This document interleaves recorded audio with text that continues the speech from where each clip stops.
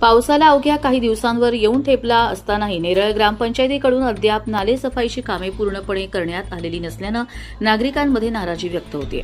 दरवर्षी मुसळधार पावसामुळे नेरळ शहरातील अनेक भागांमध्ये पाणी साचण्याच्या घटना घडतात, मात्र यावर्षी देखील प्रशासनाने वेळेत उपाययोजना न केल्याचा आरोप नागरिकांकडून केला जातोय।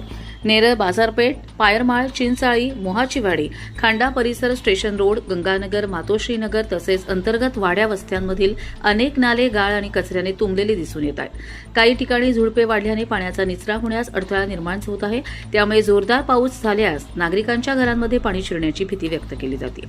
स्थानिक नागरिकांमध्ये चर्चा सुरू आहे की दरवर्षी नेरळ ग्रामपंचायतीकडून मान्सूनपूर्व नाले सफाईचे नियोजन जाहीर केले जाते, मात्र प्रत्यक्षात अनेक भागांमध्ये नाले सफाई ही अर्धवट राहते। यामुळे डासांची उत्पत्ती वाढून आरोग्याचा प्रश्न देखील निर्माण होतोय।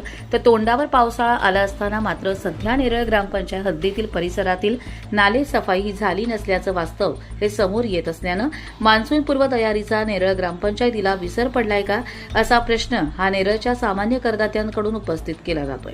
तर नागरिकांकडून नेरळ ग्रामपंचायतीने तातडीने सर्व भागांतील नाले सफाई पूर्ण करून संभाव्य परिस्थिती व नागरिकांच्या आरोग्यविषयक निर्माण होणारा प्रश्न टाळण्यासाठी प्रभावी उपाययोजना कराव्यात अशी मागणी केली जाते। तसेच पावसाळ्यापूर्वी रस्त्यांवरील खड्डे बुजवणे, गटारे साफ करणे आणि आपत्कालीन यंत्रणा सज्ज ठेवण्याची गरज व्यक्त केली जाते। Bureau report, Karjat live.